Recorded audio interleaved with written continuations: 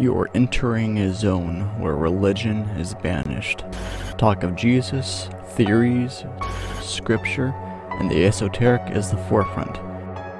Can you handle it?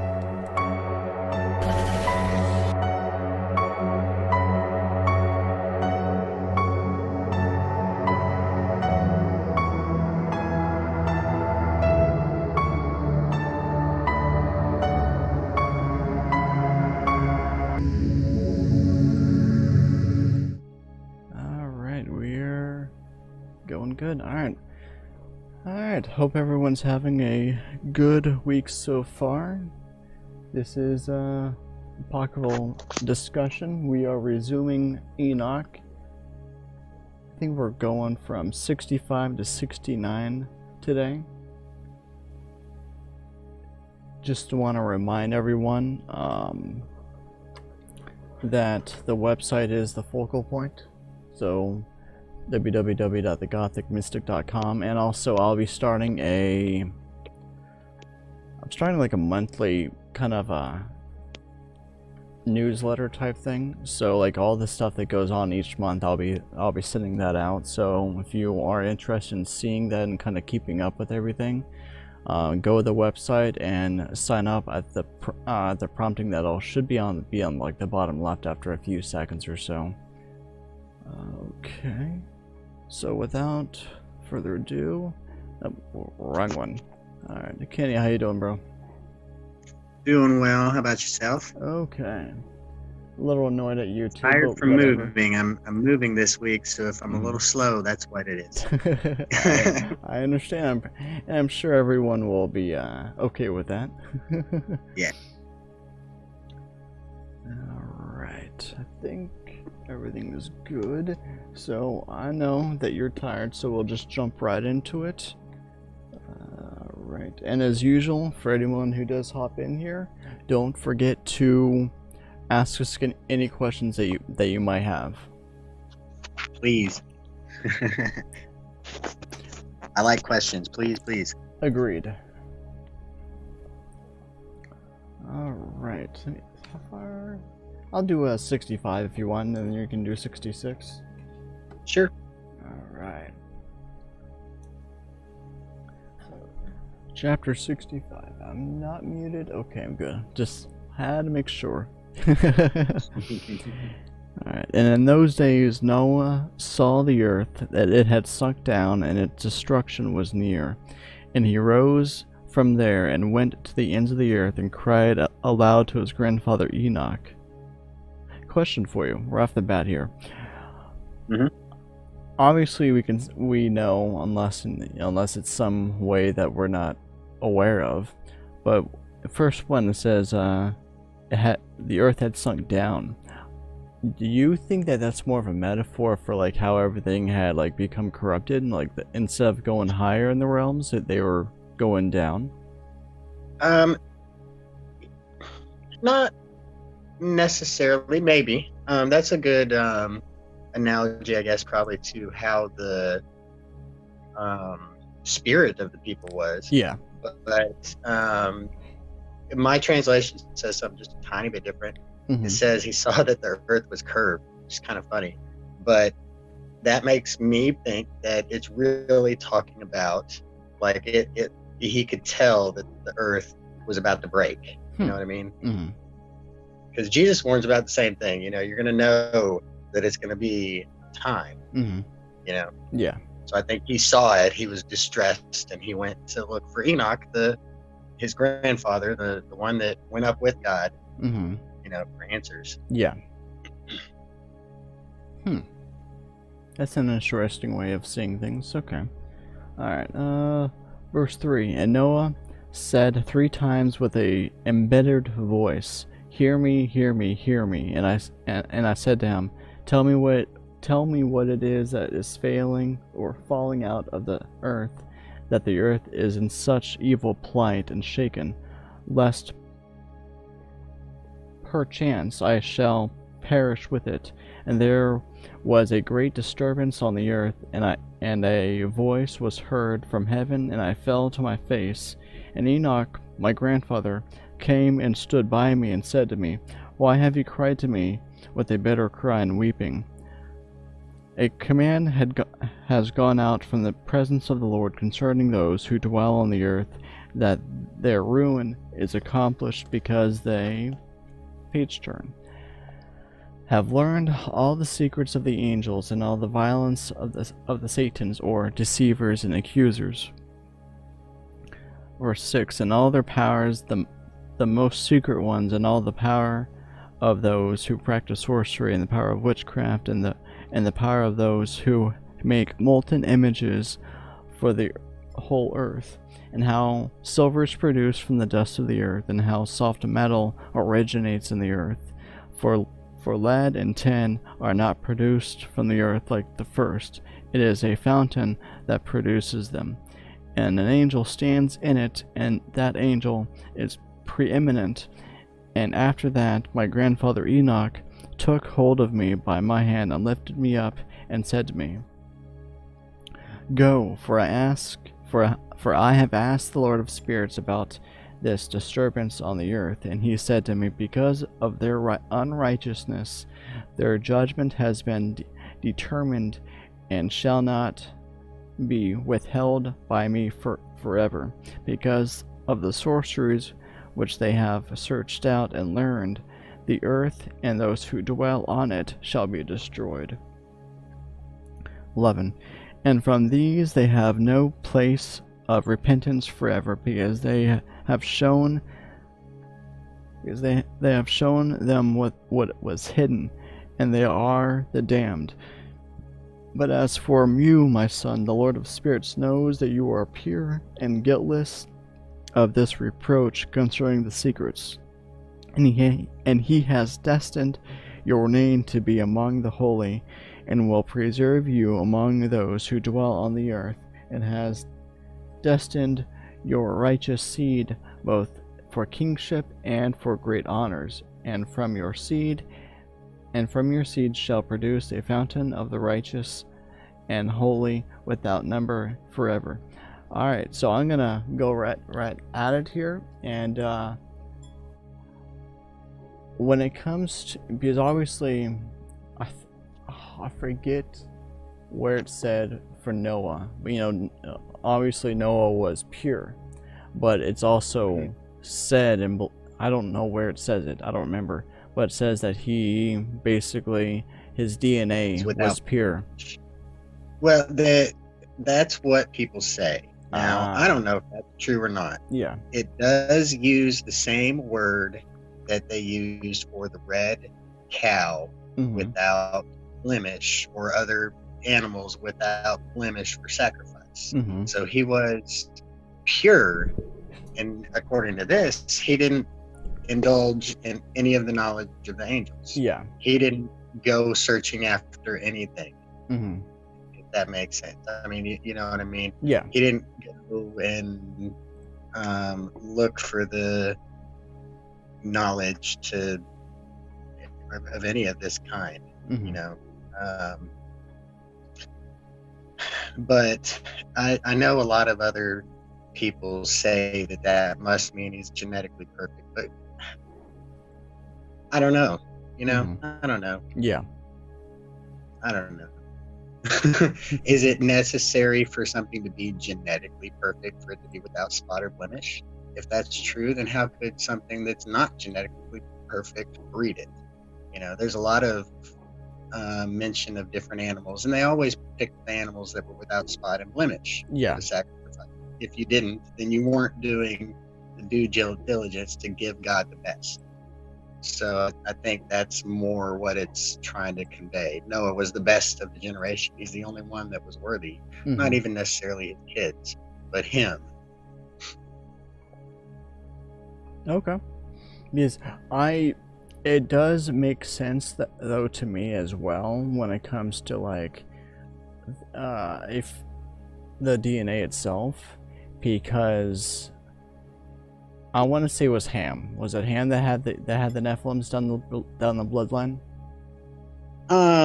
Most of them, yes, but they're actually in all of the bloodlines. Really? Like Most of them are in Ham, but a lot of them are in Japheth too, because especially if you look into the other kind of lore, the other stories of giants and everything. I mean, the Indians fought giants in North America. Who did those come from? Did those come from Ham too?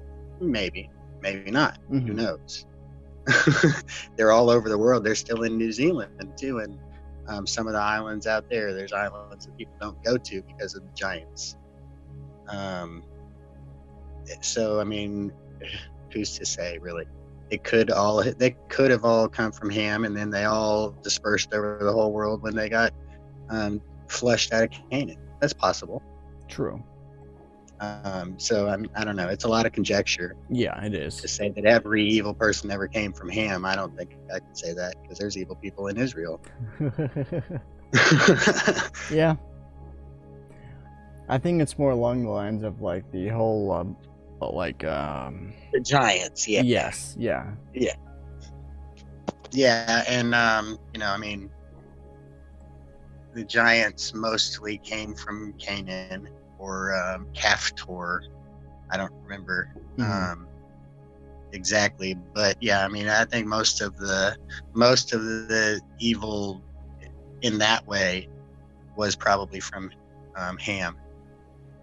But in Jubilees, it says that it was probably Canaan that did it, but I don't really remember. But one of Noah's grandsons dug up some hidden knowledge from the past and led the whole world astray. So I mean, he led people from every tribe astray at the Tower of Babel. Yeah. So, I'm not sure who Nimrod's child was or what line he fell in, but he was specifically said to start becoming a Nephilim after he had taken over or whatever, So I think there's more to just Nephilim than that anyway, than just bloodline and the giants. That makes sense. Okay. All right. 65. All right. You want to continue with 66? Sure. Oh, so you give me the short ones tonight. Cool. Okay, 66. I appreciate it. And after that, he showed me the angels of punishment who are prepared to come in order to open all the powers of the water which is under the earth, that it may be a judgment and destruction over all those who live and dwell on the earth. And the Lord of spirits commanded the angels who went forth that they should not lift up their hands, but should wait, for these angels are over the power of the water. And I went away from the presence of Enoch. So he set the angels in their place to be ready to let the fountains of the deep open before, probably when he set out the decree, you've got 100 years or whatever to build the ark, Yeah. Whenever that happened. That's the same time he sent everything out. Look, this is going to happen. True. That would make sense.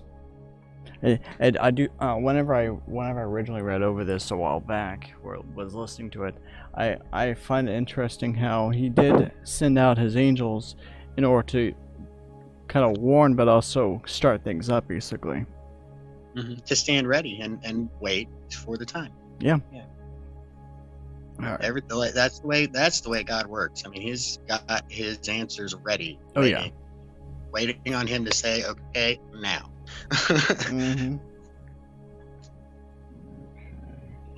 Yeah. OBS messed up again on the video, so it's just audio today. But oh well, we're still pushing through. Okay. 67. And in those days the word of God came to me, and he said to me, Noah, your lot has come up before me, a lot without blame, a lot of love and righteousness. And now the angels are making a wooden structure. And when they have completed that task, I will place my hand on it and preserve it and keep it safe. And there shall come out of it the seed of life, and a change shall set in, so that the earth will not remain without inhabitants. And I will establish your seed before me forever and ever, and I will spread abroad those who dwell with you, and the face of the earth will be faithful. They shall be blessed and multiply on the earth, and in the name of the Lord. And he will imprison those angels who have shown unrighteousness in that burning valley which my grandfather Enoch had formerly shown me in the west, among the mountains of gold and silver and iron and soft metal and tin. Stopping there, that's interesting how... Okay, so assuming that all this is going on, like, kind of in the Middle East, kind of around Israel type thing, it mentions that the burning valley in the west. Do you think that's a literal west or a metaphorical west? I don't know. I know it's a place with 5 mountains. I don't know. That makes me wonder and want to go and see if I can find a place with 5 mountains. Alright, and I saw that valley we're on 7 hills. The what? There's a lot of towns on 7 hills. Rome and Israel both, I think, or Jerusalem both, I think, are on 7. I don't know. Yeah. And it could be Megiddo. I mean, there might be 5 mountains around there, but I don't think that that's the thing with all the gold, silver, iron, soft metal, and zinc. I think this is outside of the part of the earth that we're allowed to go to. I mean, I don't really know. That could very well be it too. Okay. The screen. I'll modify that in a second. Okay. So 6. And when all this took place from that fiery molten metal, and from the convulsion thereof in that place, there was a smell of sulfur produced, and it was connected with those waters, and that valley of the angels who had led mankind astray burned beneath that ground. And there, mine says burned under the earth. So it's possible that it's all underground in a underworld, so to speak. Yeah, it's very possible. And that would fit with, where Tartarus is in mythology and all the other things. Yeah. So, I mean, it could be that the mountains are just underground, and that's why we can't see them. Yeah. Now, actually, I meant to go over this just a few minutes ago. Going back to verse 2, it says, "Now the angels are making a wooden structure." Do you consider that going against what Genesis 6 says about Moses? I really don't. And it's for the same reason that between 2 books, one, even Matthew and Luke, they both recount the story of the bipolar person. One of them says it's 2 people. One of them says it's 1 person. Mm-hmm.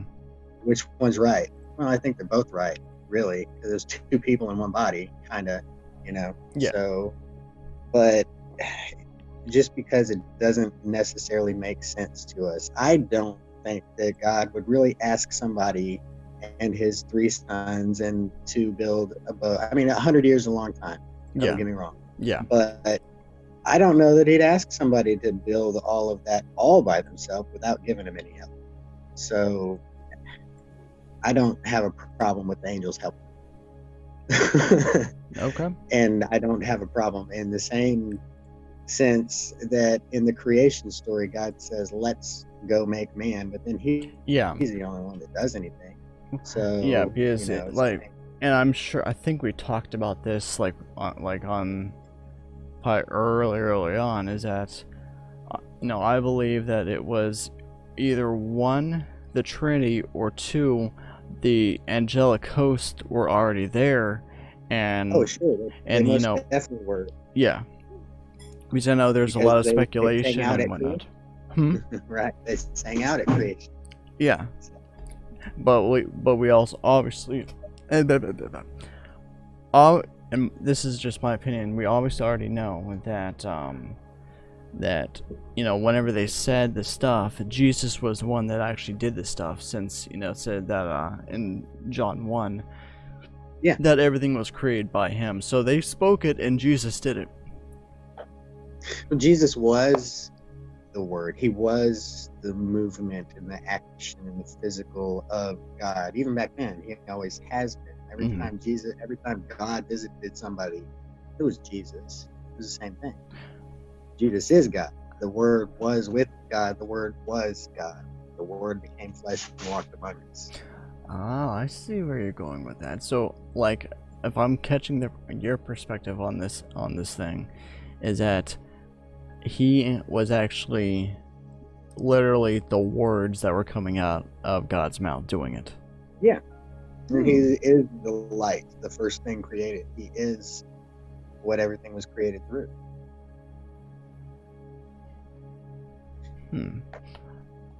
No, and then, again, I'm gonna catch what you just said again, because I want to reemphasize, like, if he was the light that was created, that means that Jesus was essentially created, though. Yes. Okay. So because I know we talked about this before, but in case someone is catching this one and hasn't listened to the other one. Sure. Because God is God. Nobody can see or know anything about him, really. Yeah. Whatever he chooses to show is what people see. How can I kind of explain this? The way I see the Father, Son, and Spirit is the Father is the mind, the part that does thinking. The Son is the Spirit, is the action, the physical, the words, the motion, the action, and the Spirit is the power in between, like the electrical energy that runs our body, but different. It is God's energy. Because we're made in his image, but not as him. Yeah. Like, we have the same 3 characteristics. We have a mind, body, and soul, or spirit. Or the mind is the soul. I mean, however you want to parse it, it doesn't really matter. We are a 3-part being, just like God, in his image. And in his image, we do things like he would do them. Yeah. So, like, Jesus, I can't remember. Derek shared a verse the other day, which is like the perfect it's like in 1 John or whatever. Basically, Jesus is the image God wanted to show of himself to the world.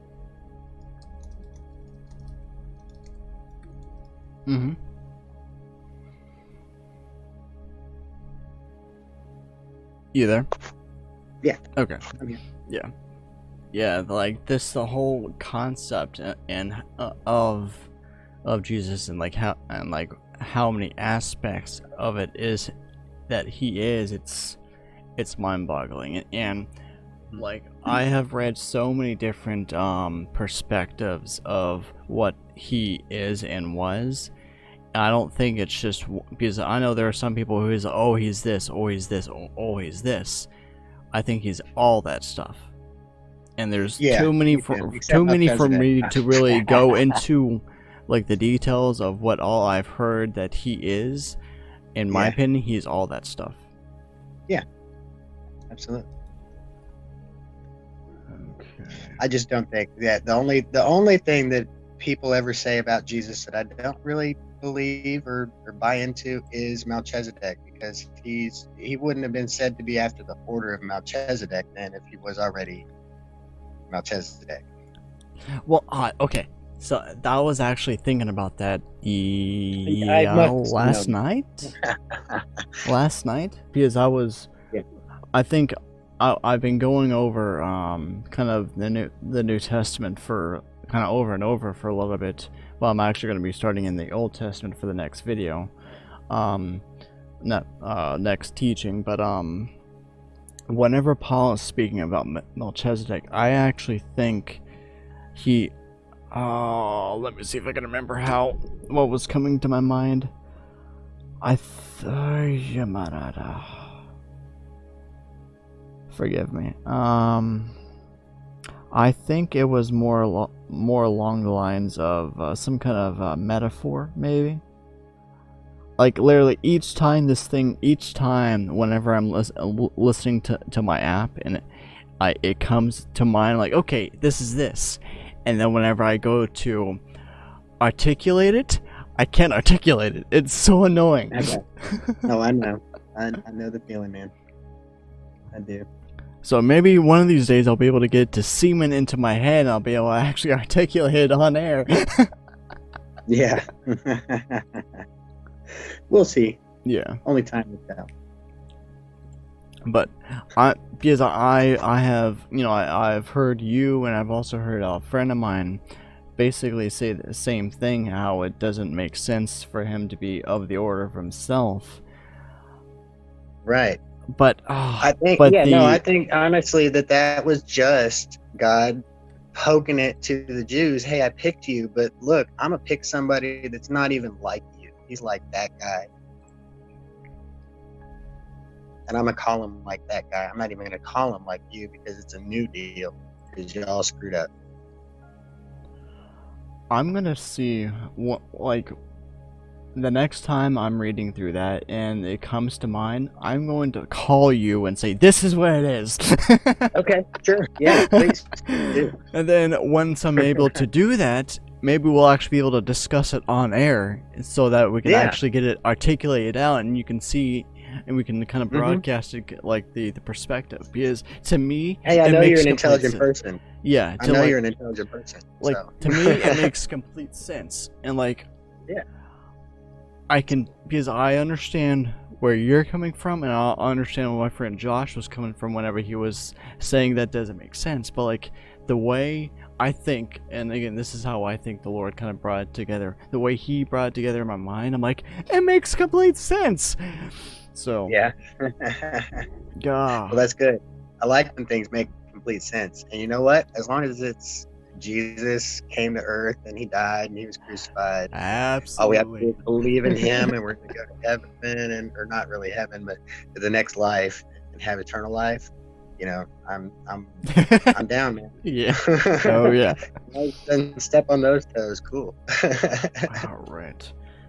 So I stopped at 6, right? I was finished with 6, correct? I don't even remember. Sure. Yes. Okay. Under the earth. Yes. All right. I will finish up this chapter, then we'll take a quick break. All right. All right. So verse 7, and there were streams of fire throughout the valley, where these angels are punished who had led astray those who dwell on the earth, and those waters shall in those days serve for the kings and the mighty and the exalted, and those who dwell on the earth for the healing of the body, but for the punishment of the spirit. Their spirit is full of lust, that they will be punished in their body, for they have denied the Lord of spirits. They will see their punishment daily, and yet they believe not in His name. Something was trying to come through on that. Yeah, let me read it again in my version. It's basically the same, just to so you can hear it and think, because there was something there, I know. And through the valley of that earth, come rivers of fire. Where those angels who had led astray those who dwell on the earth are condemned. And those waters will be in those days for the kings and the powerful and exalted, and those who dwell on the earth, a medicine of the soul and of the body, but for a judgment of the spirit, because their spirits are full of lust, that they be punished in their bodies, because they have denied the Lord of spirits and see their judgments daily, and still believe not in His name. Okay. How I'm taking that, make sure I got the bookmark set good. Okay. How I'm taking that, and this is kind of along the lines of, like, I guess, like, like I said, I've been listening from not Acts. It was the one that's like just before Hebrews. I've been listening to that all the way through Jude or so, like for the past week or so, just kind of continuously. And what I'm perceiving, and I think I'm perceiving that is coming through this, is that whenever our spirit is corrupt and we do all these things, we sin, however we sin, because, we're giving into the lust, we're giving into the temptations. That sin is manifest in our bodies in some way, shape, or form. Yeah, sure. Of course it is.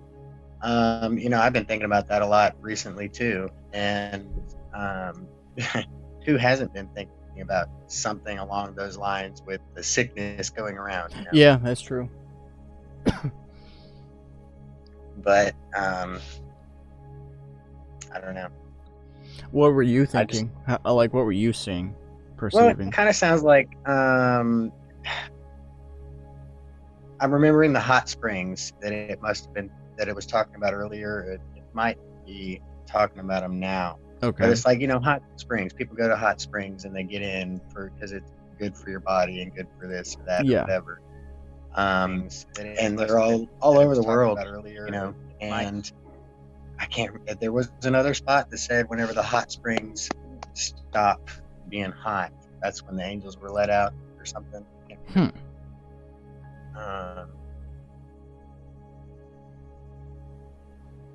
So this is just reminding me of that, but I can't remember if that's something we already talked about or something that's coming up.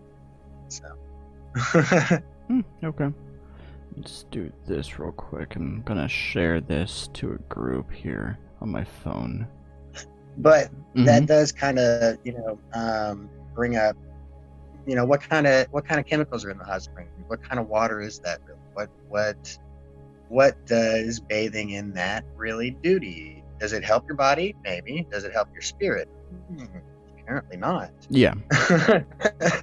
And even here, it's showing like a triune being. Like we're a triune being. It breaks it down into body, soul, and spirit, which is, I guess, the soul would be the mind in my analogy, and then the spirit, it's the power that moves things. Whatever, the power that your soul tells your body to move your arm and then it moves. That's the spirit of you that moved your arm. Does that make sense? I think so, yeah. Like your soul thought about it and told your body to move, and your spirit moved your arm. Possibly. I mean, that's kind of what so it's like you do this and then you're going to have a disconnect in your spirit. So maybe your body won't work as good in the long run. That's an interesting perspective. There'll be a disconnect between your soul and your body because of it. Yeah, because I know, like, when it comes to like the topic of the spirit and the soul, like, this is actually one thing I've tried to not figure out, but I've kind of meditated on it for on and off for a while, and it just doesn't make sense to me. Because I know, like, for instance, one belief system, one theory says, that the soul is the one that feels all the emotions, but then that's not true, because if you go to, like, just think of demons in general, they feel pain. So if it's the soul, and also, you can basically hurt Holy Spirit. So if the soul is the thing that only feels pain, then what is the spirit feeling? Does that make sense? So then that kind of... And I think our misunderstanding, because they're a dual thing. Yeah. A demon's a dual thing. They have a spirit and a soul, but not a body. Yeah. So, I mean, I get it, but I mean, at the same time, they don't have a body. Yeah. They still have everything else. Yeah, which essentially that tells me that our belief system... Good. Well, they still have the power to do things. They have the power to project thoughts into your mind or whatever, or they have their powers. They have their, I don't know. They have both. Yeah. So whether it's the soul or the spirit, kind of a moot point, because everything on there is both of them. So how can you really tell? Yeah. I would think that it's still the soul, personally, because that's the part you take with you. It feels the pain, so it learns I don't know. It feels some pain. The spirit might be able to feel some pain too. I don't know. Yeah. A different kind of. I have basically come to the conclusion that our belief system of the soul and the spirit is totally incorrect. Yeah. And I'm just kind of waiting for the Father to basically give me a revelation on the difference between the two and whatnot. And what the soul does and what the spirit does and yada yada. And that way we can get things clarified, because I know that's one of the things that's deep in mystery, because everyone says no this or no this does this, the spirit feels this and the soul does that or whatever, but it's I don't want to say it's convoluted, but it's very, very confusing. But before we continue, let's take a quick break, so we will be right back. Darkness. Is it evil? To the Blue Letter Bible, the Greek word for darkness in John 1:5 is scotia. The definition in Strong's is dimness, obscurity, literal and figurative. So according to the Blue Letter Bible, the three usages in John 1 are for darkness are darkness, literal, the darkness due to want of light, and 3, a metaphor used of ignorance of divine things and its associated wickedness and the resultant misery in hell. In Isaiah 45:7, God says that He forms light and creates darkness, or koshek. Clearly, this darkness does not necessarily mean evil. There are two different types of God's children: those who are known and those who are unknown. The ones who are known, as in not hidden, they are in the light, or as we note, the spotlight. They are well known amongst or growing in popularity amongst God's people.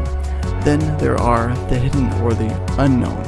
They are being kept in darkness because God is working on them until they are ready to be released into the light.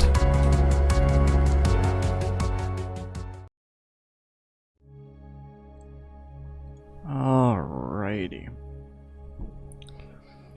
I'm actually looking forward to being able to find out the difference between the two, because honestly, I think that would clear up a lot of confusion. Even though a lot of people don't really care, but it's people like us. They're like, okay, what's the difference and what do they do? Right. It's just a question. It's I don't know. Nobody likes to hear, I don't know. Some people don't mind it, and others it's like, it's not good enough. Alright, verse 9, and I'll finish up 67. Alright. There will be a relationship between the punishment and change. As their bodies burn, as their bodies burn, a change will take place in their spirit forever and ever. Before the Lord of spirits, none shall utter an idle word, for the judgment shall come upon them, because they believe in the lust of their body and deny the Spirit of the Lord. And the waters will change in those days, for when those angels are punished in these waters, the springs shall change, and when the angels ascend, this water of the springs will change, or shall change their temperature and become cold. Oh, there was the reference that you were looking for. There it was. 12, and I heard. Read this. Good. I might have read this a time or two. Maybe. And I heard Michael answering and saying, "This judgment in which the angels are judged is a testimony for the kings and the mighty who possess the earth, because these waters of judgment minister to the healing of the body of the kings and the lust of their bodies. Therefore they will not see and will not believe that those waters will change and become a fire which burns forever."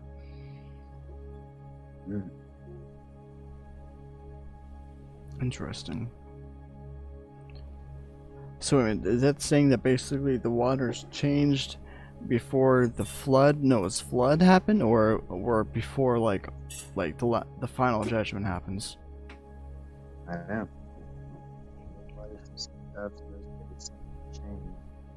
Angels.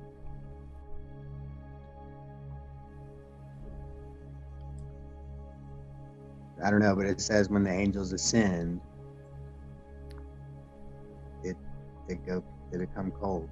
I don't know what that means either. See, hang on, I think I get it. Okay, so the angels basically came down to help Noah. So they were doing that, and when the angels ascend, because they have to be down on Earth for some reason, right? Yeah, maybe. So maybe that was like the final, the sign. Maybe so. Yeah, that could be. They're like, we're getting out of Dodge. Forget this. Crap's happening. We're out.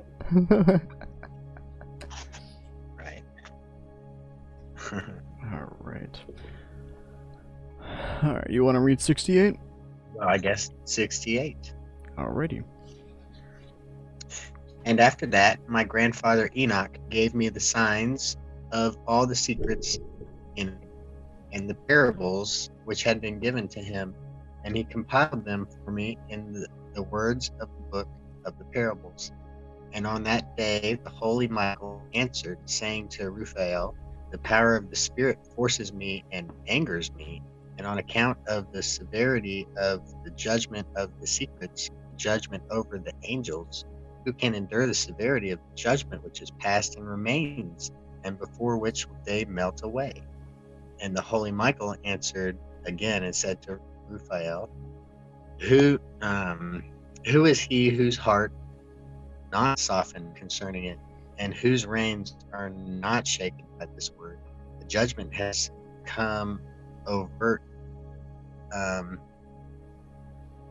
A judgment has come overt them from, which I guess means on account of. Okay. Those who they have led or have thus led out. Read that sentence. A judgment has come on account of those whom they have thus led out. And it came to pass, and he stood before the Lord of spirits.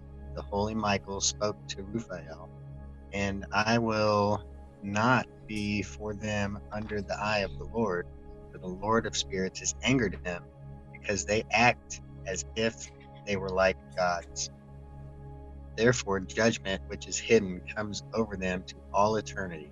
Therefore neither angel nor man will receive his portion, but they alone will receive their judgment to all eternity. Okay.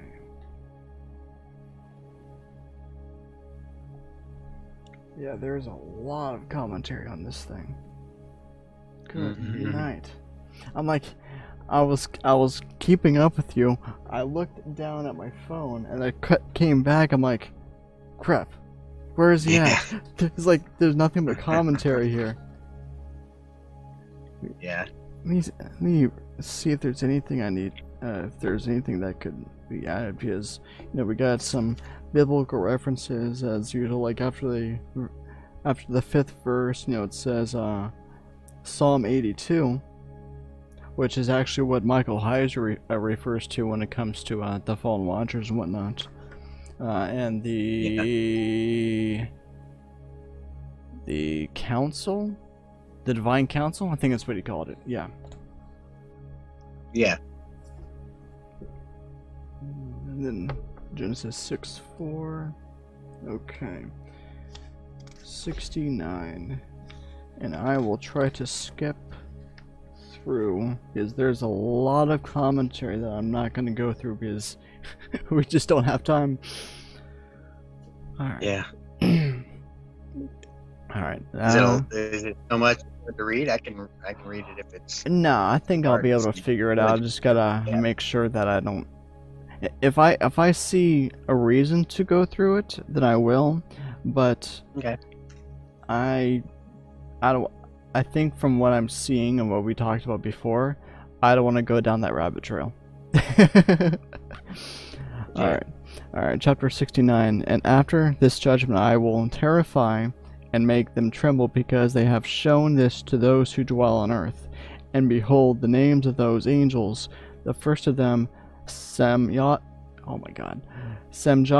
the second, Artakifa, the third, Armin, the fourth, Kokabib, the fifth, Teriel, the sixth, Rumjel, the seventh, Dangel, the eighth, Naquel, the ninth, Baraquel, the 10th, Azazel, the 11th, Armaros, the 12th, Batargel, the 13th, Busagel, the 14th, Hananel, the 15th, Tirel, and the 16th,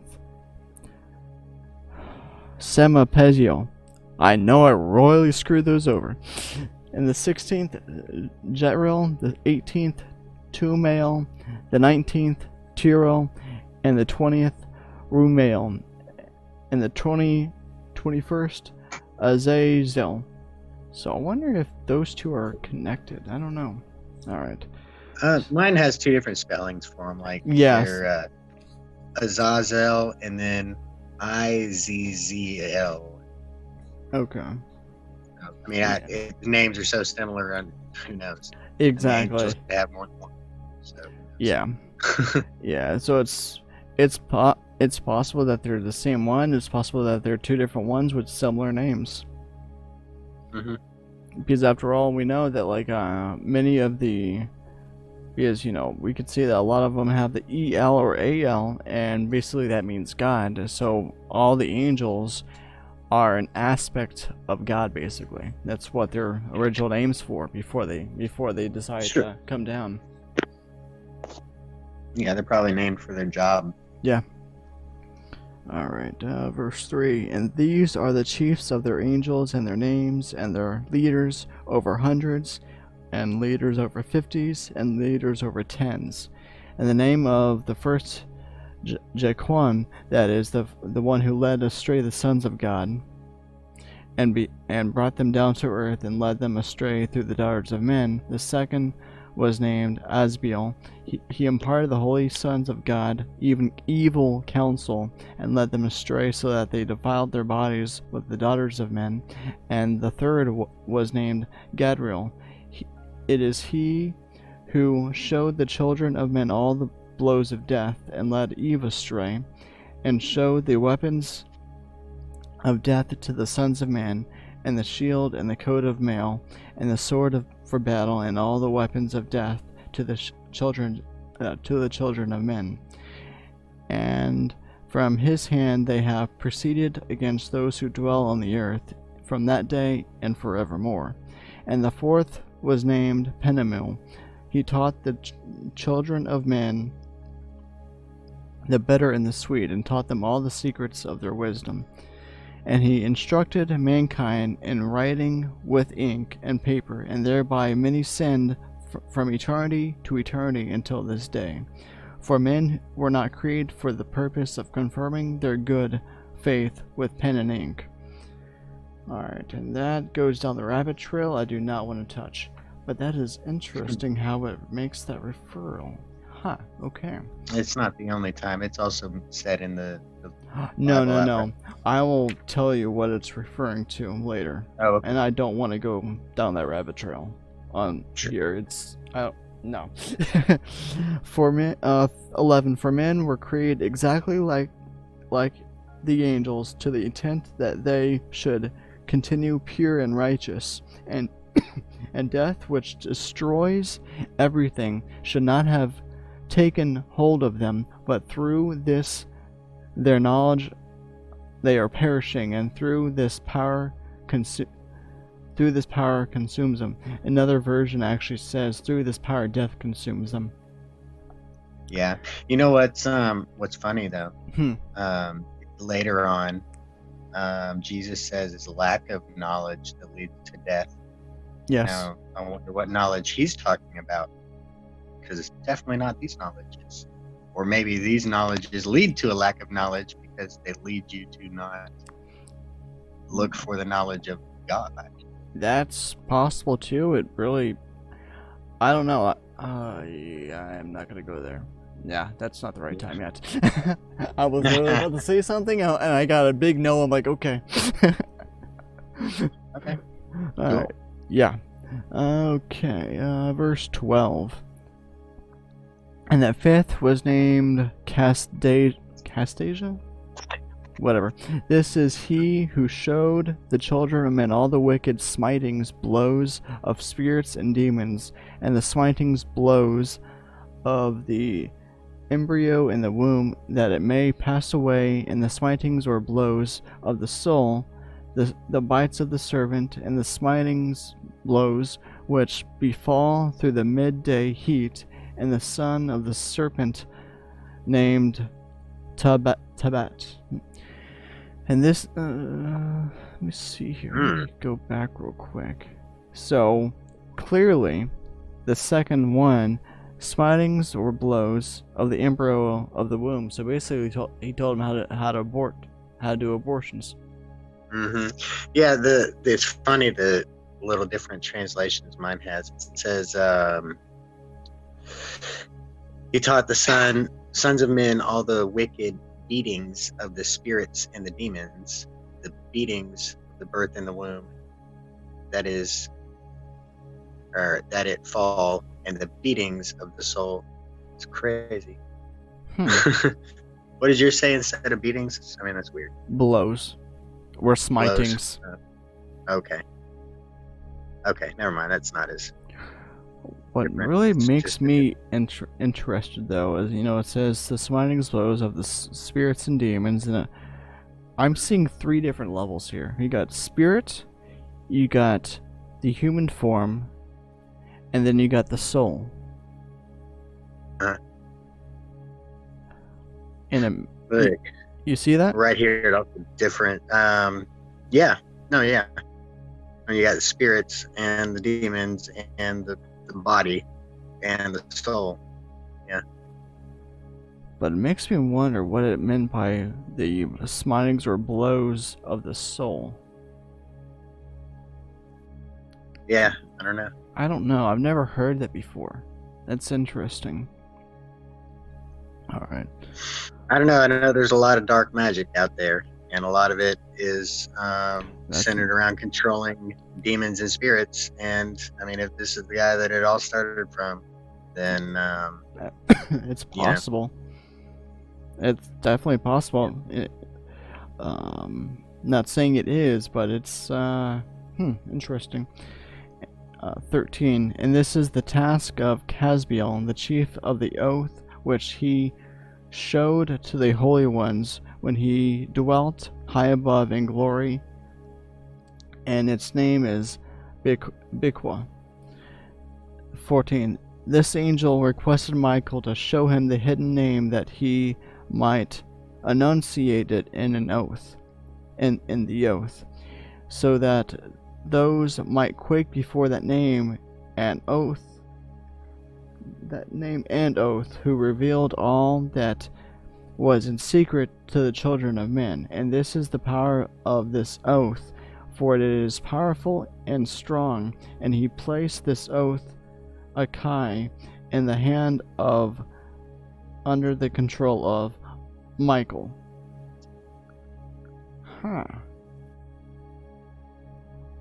So okay, so here's something to consider here. So he had Michael will give him this name so he can have control over something. And obviously he did. It makes you wonder if Michael knew what was going on, or if he was tricked. Yeah, I'm more wondering what's the name. Yeah. That's a question of mine too, but it's like, because if Michael knew what was going on and he did it, that would technically mean that Michael sinned. I mean, that would be up to God. Yeah. I don't know. He must not have known what they were doing. I mean, he wasn't involved in it. He wasn't in the oath. They just asked him the name, you know? Okay, here's an author's note that I find very interesting. The ineffable name of God holds the power to create, bind, and destroy. In the Lilith myth, it is said she spoke this name when she argued against God and Adam. By speaking the name, she flew off and became a demon. That's an interesting thing.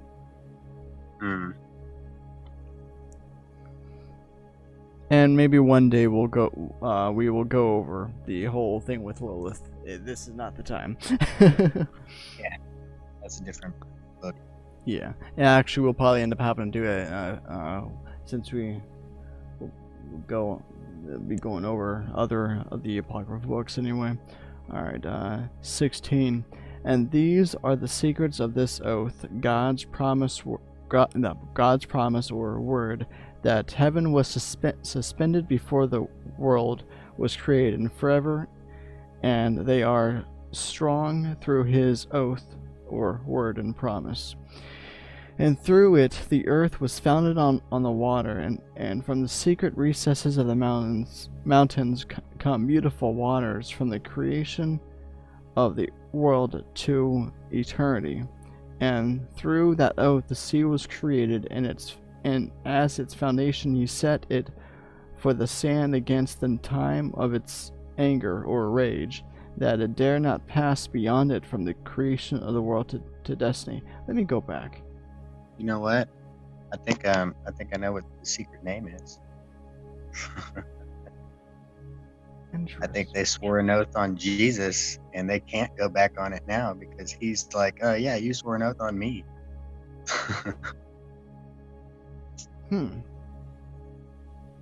But it says ineffable. Remind me what that means, though. That just unpronounceable, unknowable, unattainable, Okay, that makes sense. Yeah, that sounds right. Something like that. I can look it up. Because I know in Revelation it says that he will have a name on his hip that is unknown. Yeah. So that's possible that the name could have been like one of Jesus's names. Yeah, it's probably the name that we don't know yet. Let's see. Ineffable means too great or extreme to be expressed or described in words. Interesting. Well, obviously that name holds that much power if it did all that stuff. You know? Yeah, and the only other part of I think this is really only the only other definition is not to be uttered, and that's the Hebrew definition. The ineffable Hebrew name that Gentiles write as Jehovah. Okay.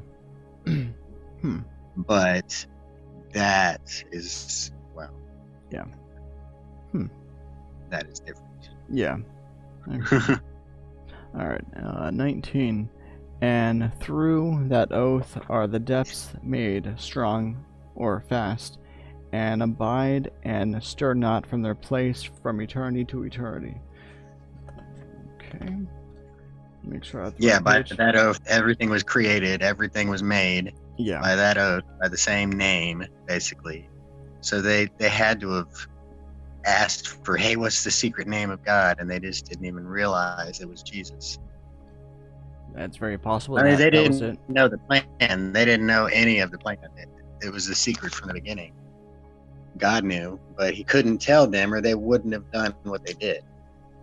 If he would have told everybody, hey, y'all are going to screw up, then they'd have been like, no, I'm just going to sit here. Or they might have. You can't let people be them if you micromanage them. Yeah. And that goes, that I've done thoughts on that alone, and God, it's too many theories. Maybe one day we'll be able to touch on that, just because, like, I know that you're limited time tonight, but I would love to be able to do some shows like that. Just go through different possibilities. All right, 20. And through that oath the sun and moon complete their course, and deviate not from their ordinance from eternity to eternity. And through that oath the stars complete their course, and he calls them by their names, and they answer him from eternity to eternity. Gee whiz, this name. And in like manner the spirits of the water, and of the winds, and of all kinds of spirits, and their paths from all the quarters of the winds, respond to his command. And there are preserved of the voices of the thunder, and the light of the lightnings, and there are preserved the storehouses of the hail, and the storehouses of the hoarfrost, and the storehouses of the mist, and the storehouses of the rain and dew. And all these believe and give thanks before the Lord of spirits, and glorify him with all their power, and their food is in every act of thanksgiving. They thank and glorify and exalt the name of the Lord of spirits forever and ever. And this is mightily over them, and this oath is mightily over them, and through it they are preserved, and their paths are preserved, and their course is not destroyed. There was great joy among them, and they blessed and glorified and exalted, because the name of that Son of Man had been revealed to them. Well, there's your answer right there. Yep. Interesting. And he sat on the throne of his glory, and the sum of judgment was given to the Son of Man, and he caused the sinners and all those who led the world astray to pass away and be destroyed from off the face of the earth. And they shall be bound with chains and shut up and imprisoned in their place of assembly, and all their works vanished from the face of the earth. And from that time forward there shall be nothing corruptible, for that Son of Man has appeared, and has seated himself on the throne of his glory, and all evil shall pass away before his face, and the word of that Son of Man shall go out and be strong before the Lord of spirits. So you were dead on. That oath, that name was an ineffable name of Jesus. Yeah. That's kind of terrifying. Right. It also shows that this book totally lines up with the rest of the Bible. Yeah, I agree. God.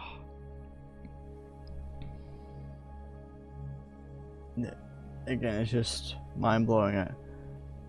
Like, just reading through this stuff, and it has so many secrets, and even, like, it's still a mystery to us because we don't understand it. We don't understand everything.